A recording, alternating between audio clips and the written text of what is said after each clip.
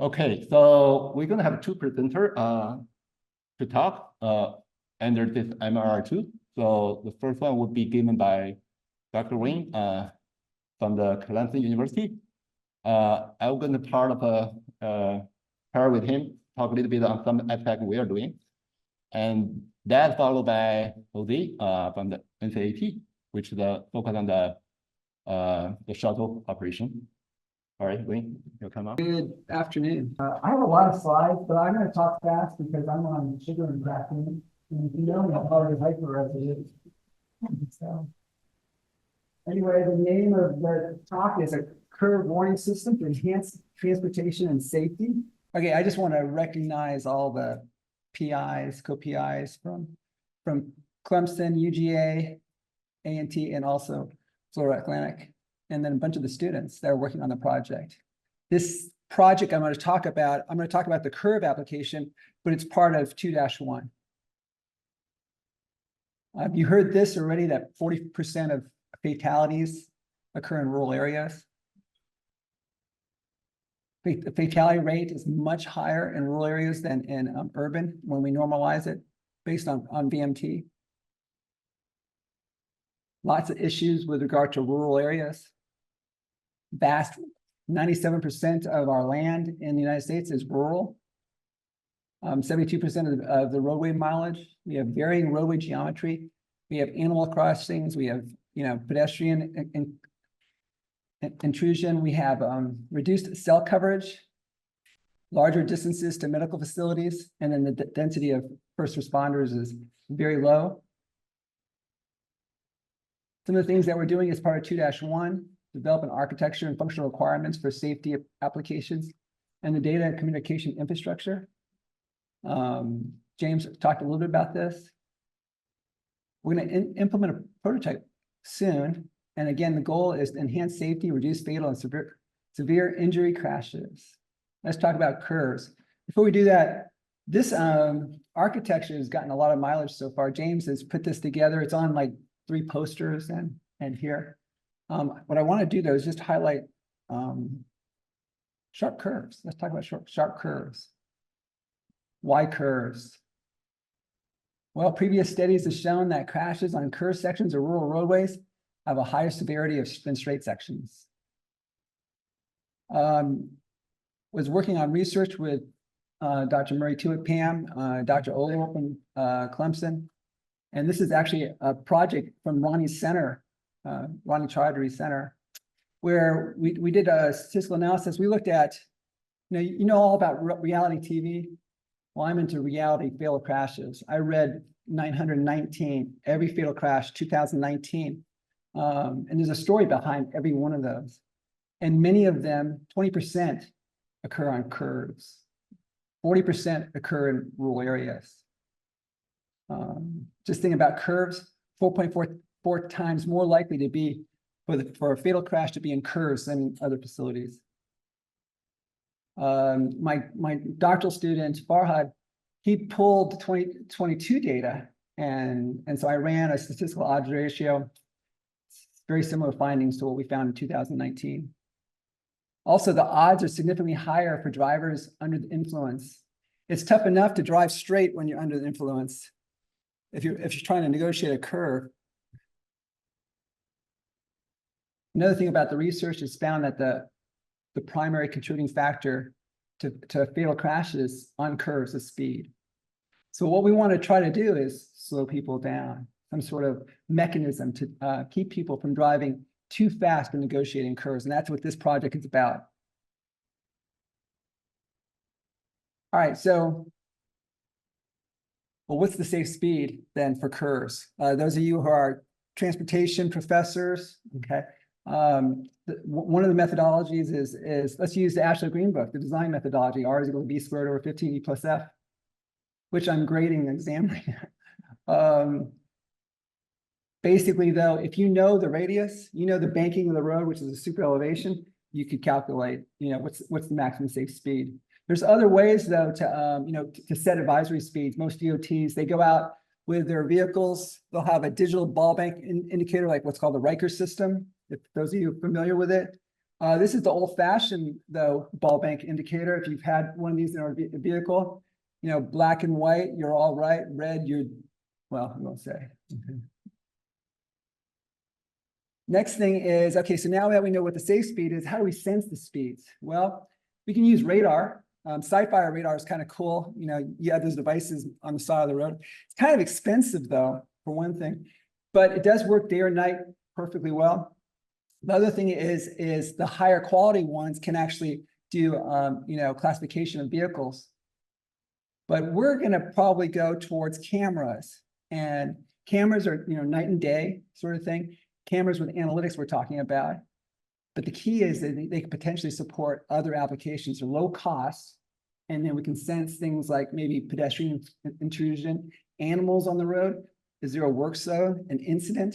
Yeah, so we're talking about multi-purpose with one camera or more if we mount multiple cameras on a pole.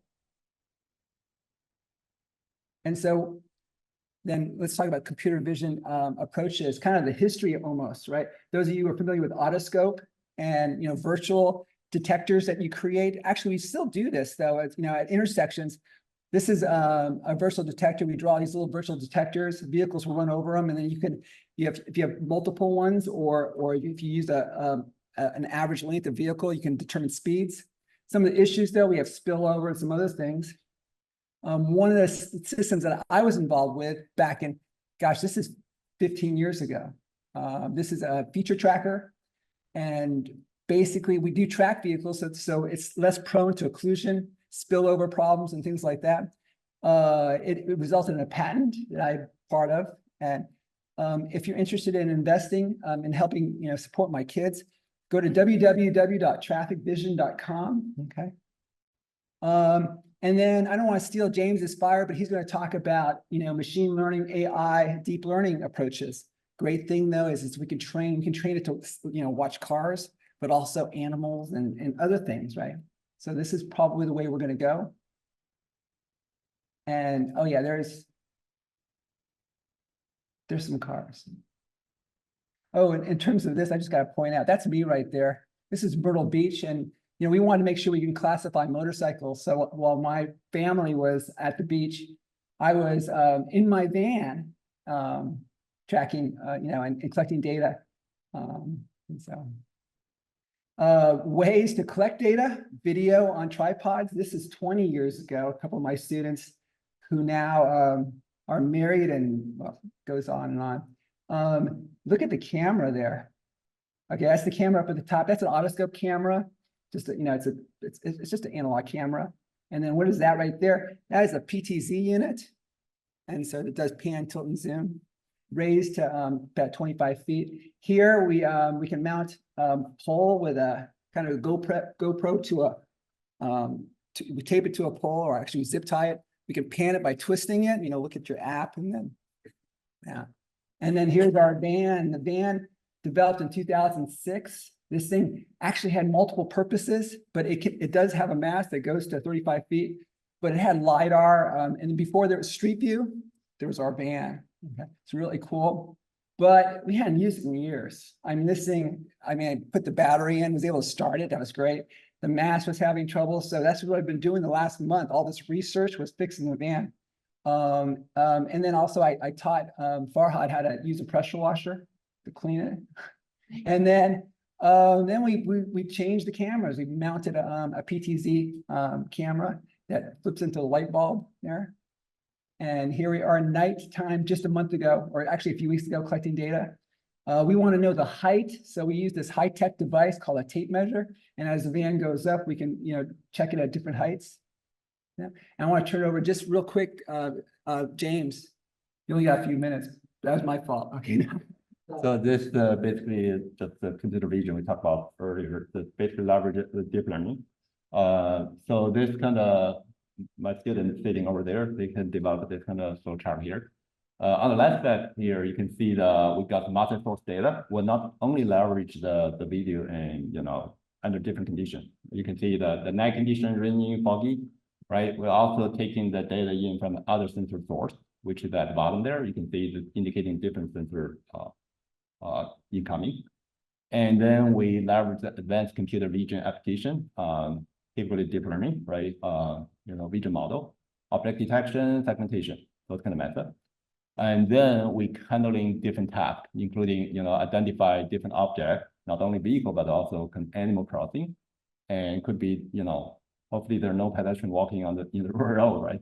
So if they do, we can identify them and we can track them. We can see also extracting speed from those vehicles in the video in a very accurate way. And also the payment condition, right? When you talk about the equation, we need to calculate the maximum speed or allowed, right? So payment condition friction would be another very important, that FF in that equation, right?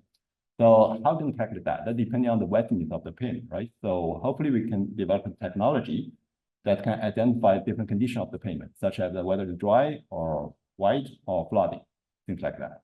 So we can classify those kind of conditions.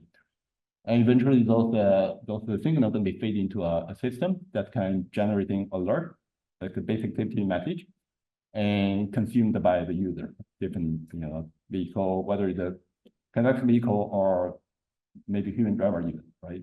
So through the smartphone or other mechanisms. So, yeah, this is the one of the methods I mentioned earlier, the one of the contribution we have for this project.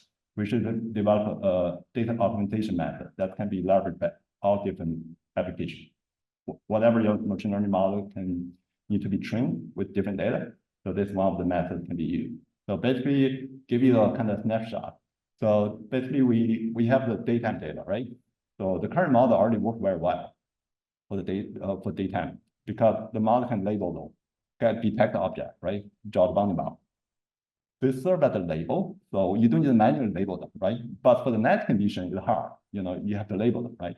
So what we did, we take a daytime image, we have the label provided by the algorithm, and then we do the style transfer to the night condition, right? And then that label can be transferred as well automatically. So we should leverage that to get a lot of labeled image during the night condition. Similar thing can apply to the foggy condition and rainy condition. So that's kind of approach we're going. So far, works pretty well. So we're going to further develop that. Yeah, this shows some kind of video, the detection with speed detection here. So it's just a very preliminary test. So far, worked reasonably well, but we can continue fine tune this process. This is also using a system to do fog, and it works with fog. And then this is when we collected at night. A couple of things that we did was to help calibrate speeds. We would put out these cones here at 100-foot intervals so that we can actually calculate their speeds. And it actually, I just want to point out that it misses this one. But anyway, and we can also do it though, coming at you and going, that way. And these headlight bursts, it's not the best camera, so we're going to try it with different cameras and see how we do.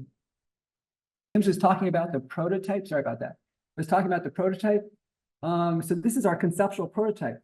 What we're going to do this summer, I'm going to go buy some hardware. I got to buy a solar array. Okay. I'm going to go buy a box that we can store our CPU on it and a battery.